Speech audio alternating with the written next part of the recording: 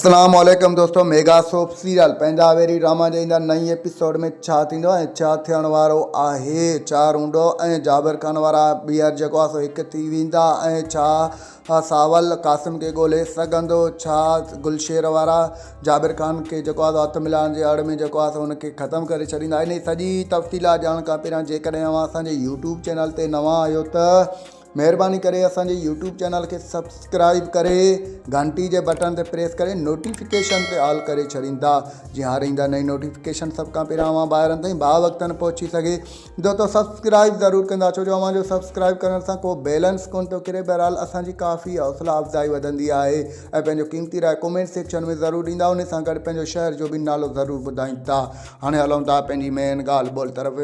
जीअं त mega soap serial पंहिंजा वेरी ड्रामा जा ईंदा नई एपिसोड में हिकु इंट्रस्टिंग मोड अची विया आहिनि। जीअं त तव्हांखे ॾिसण वटां मिलंदो त जाबिर खान कमीनो शख़्स ऐं रूंडो जेको आहे पाण में जेको आहे हथु मिलाइण जी कोशिशि कंदा ऐं जेको आहे रूंडो हुनखे चवंदो त तूं जेको आहे क़ुर शरीफ़ ते हथु रखंदे उन खां पोइ मां तव्हां ते जेको आहे इतबार कंदुमि, ईअं मां तो ते इतबार कोन कंदुमि। तव्हांखे ॾिसण वटां मिलंदो त जाबिर खान बि वॾो कमीनो शख़्स आहे, हुननि खे ईअं जेको आहे ॾटाए ॾेई वेंदो जो उहो महसूस ई न करे सघंदा। ओॾा ॿिए तरफ़ तव्हांखे ॾिसण वटां मिलंदो जॾहिं जाबिर खान हुननि सां हथु मिलाईंदो त गुलशेर वारा हुनखे ज़हर ॾियण जी कोशिशि कंदा, यानी हुनखे ख़तमु करण जी कोशिशि कंदा। त जाबिर खान हुननि खे चवंदो त मां बि जेको आहे तव्हांजो पीउ आहियां, तव्हां मूंखे मारण जो सोचे बि नथा सघो, छो जो मां तव्हां खां मथे आहियां, मां ई तव्हांखे ख़तमु कंदुमि। हाणे ॾिसण इहो दिलचस्पु थियण वारो आहे, छा रूंडे वारा जाबिर खान खे ख़तमु कंदा या जाबिर कमीनो शख़्स रूंडे वारनि खे ख़तमु कंदो। इहो ॾिसणु तमामु घणो दिलचस्पु थियण वारो आहे।